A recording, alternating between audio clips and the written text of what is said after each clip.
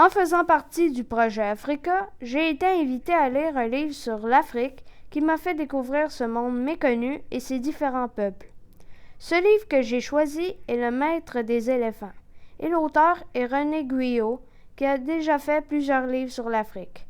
René Guyot est né le 24 janvier en France et il est parti 20 ans en Afrique. J'ai vraiment aimé ce livre. Je vais maintenant vous raconter un bref résumé de l'histoire. C'est l'histoire de Jean-Luc, un garçon de 13 ans qui, pour rencontrer son père, part en Afrique en Côte d'Ivoire dans le village de Abesso. Et c'est alors qu'il partit un mardi. Il ne s'en entendait pas, mais il va faire une rencontre qui va lui changer sa vie. Fofana Karma, un enfant du même âge que Jean-Luc, qui sait parler aux animaux. Un jour, les deux partirent pour empêcher que les éléphants passent de l'autre côté de la rivière de la Volta, car les chasseurs les attendaient. Mais je ne vous en dirai pas plus, au cas où que vous voudrez lire ce magnifique livre.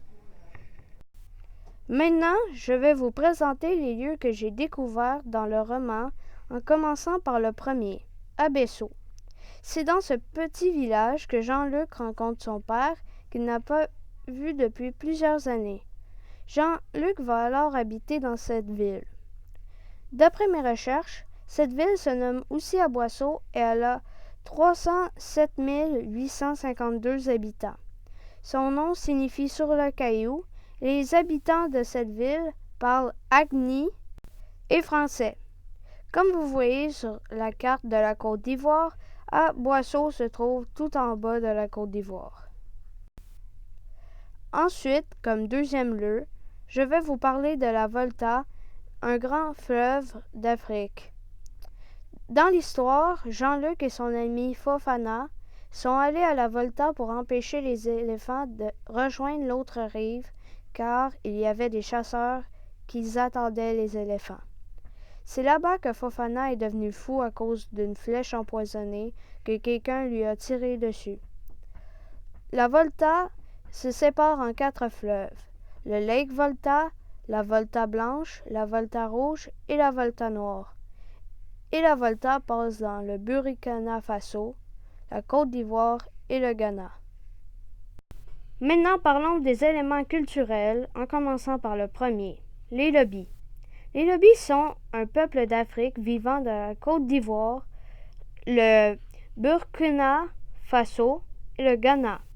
Le terme Lobi signifie enfant de la forêt et ils sont principalement agriculteurs et cultivateurs. Dans le livre, Jean-Luc va vivre avec les Lobis et Fofana est lui-même un Lobi. Ensuite, comme deuxième élément culturel, les éléphants, car ils ont une très grande importance dans ce livre. Les Lobis du livre aiment et vénèrent les éléphants. Justement, le père à Jean-Luc en a un et il s'appelle Adjina Kou. Jean-Luc va arrêter le troupeau d'éléphants qui voulait traverser la Volta car les chasseurs les attendaient. Les éléphants doivent manger entre 150 et 180 kg de nourriture. En Côte d'Ivoire, l'éléphant est symbole de royauté, de puissance et de sagesse. Et maintenant, les fétiches. Ce sont de petites ou de grosses sculptures en bois voodoo. Les Africains croient qu'avec ça, ils peuvent être protégés de la magie noire ou guérir de quelconque maléfice. Certains sont utilisés dans la magie noire. Dans mon livre, pour délimiter 2 clans, les Lobis ont installé de géantes fétiches comme douaniers. Au début de l'année, Fofana avait disparu, donc on a installé un fétiche sur son bureau. La panthère est notre 4e élément. Aussi appelée léopard, elle peut sprinter à 58 km et vit souvent dans les arbres.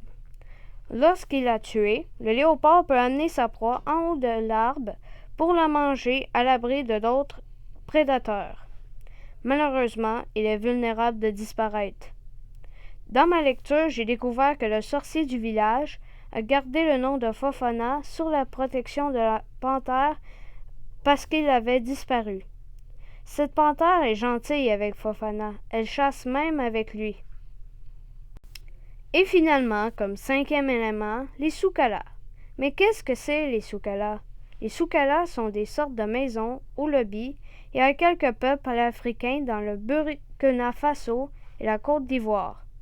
Elles peuvent atteindre 20 à 30 mètres de long et ils sont construits en terre battue soutenus par des piliers de bois. L'école de Jean-Luc ne se situe pas à Besso, mais à Bakali, un village avec ses fameuses maisons. Et c'est dans ce village que Fofana a abandonné. C'est les lobbies qui construisent ces maisons. Pour conclure, je tenais à dire que ce livre est très émotif par moments, comme par exemple la manière dont Fofana a été traité. J'ai aimé ce livre vu que l'histoire s'enchaînait bien et les personnages sont très attachants.